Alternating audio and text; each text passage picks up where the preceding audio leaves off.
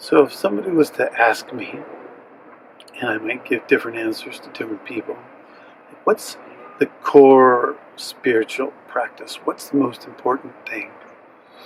And I think a lot of times I'd say, be here now. Be present. Focus your attention on the present time and the present moment and who you're interacting with.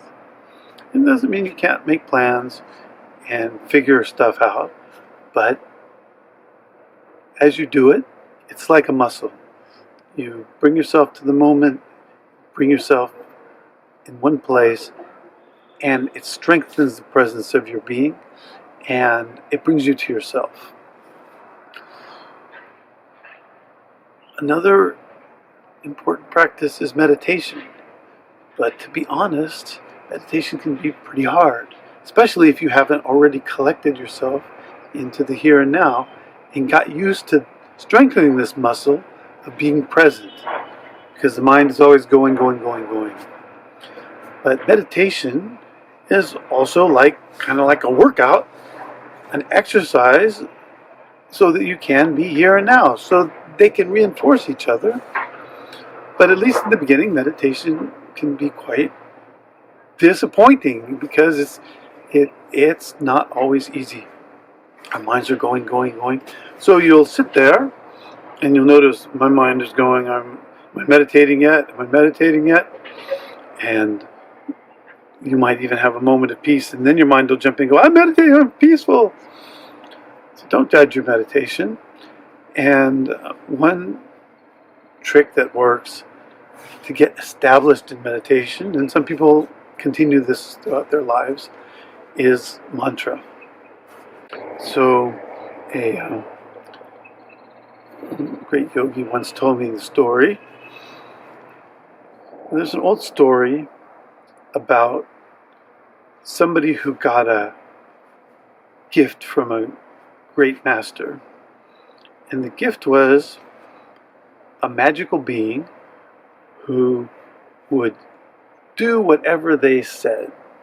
You could say, clean the house, go get some food, build something, and the magical being would go do all those things. What a boon. But there was a catch, because these stories always have one. If the magical being ran out of things to do, he would eat you up. Big demerit. So at first this person got everything done and fixed up their life in a wonderful way, but it was always a little on edge because the being was very good at what they did, and pretty soon they'd finish and they'd come and start to get hungry and they're about to eat that person up, and you have to think of a new thing to do. So finally, after a lot of stress and sleepless nights, it's a person in our story, because they don't want to just be sexist and say he. It's one of those he stories. Thought of something where he had a flagpole in the backyard, and he said, all right, you climb to the top of the flagpole, and when you get to the top of the flagpole, slide down the flagpole. Then climb up to the top of the flagpole, and when you get to the top, slide down again. And you just keep doing that until I call you over to do something. Whenever you're done with your thing, you go back to your flagpole, go up and down. And in this way, you relieve the whole stress of getting eaten alive by the being with nothing to do.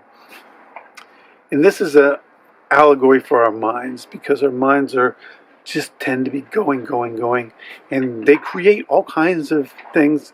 It's even self-destructive things when they're just randomly spinning around, especially around our fears and our shame and our worry about things. So the flagpole is mantra. And so the idea is, if you want to give your mind something to do so that it's out of trouble and focused on something, you repeat the mantra on the in-breath to yourself, and you repeat the mantra on the out-breath. And in this way, you can meditate without at first being that good at it, because you're just put your mind in this activity, and pretty soon it just goes there automatically, and it leaves the rest of you, the peace, to sink within. And then when you're not judging whether you're meditating well or not, and you can sit, hopefully in the same place, even just give yourself 10 or 15 minutes every morning at the same time, and pretty soon this starts to be a habit, and you sink into it, and it starts to benefit you, and it starts to bless you, and it becomes a tool when you're tired or uptight or something. You can just go there, clear your head. But in the beginning, there can be resistance because the mind is used to going, and it wants to go, and it finds ways to subvert being quieted. So use a mantra, call one in, and let the spirit find one for you, or use Om Namah Shivaya. It's one that I got from the master one time. I can share it with you. And Om Namah Shivaya. Just on the in-breath, there's this place of peace, and on the out-breath, place of peace, or just Om Namah Shivaya, Om Namah Shivaya, Om Namah Shivaya. The idea is, give your mind something to be occupied with, something with a high vibration that takes you somewhere. That people have been using for thousands of years to focus and to connect with spirit and establish a bit of meditation and be here now. And the combination of these self-reinforcing things will revolutionize your life, because it will bring you to a real place, not an imaginary place that you're dreaming of all the time, but the place that you really are. Stuff within you that maybe you've been holding back will bubble up to be seen, experienced, and let go during this process.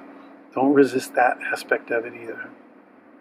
After this has been going on a while, it's like losing emotional weight, and you'll feel brighter and better, and the process goes on.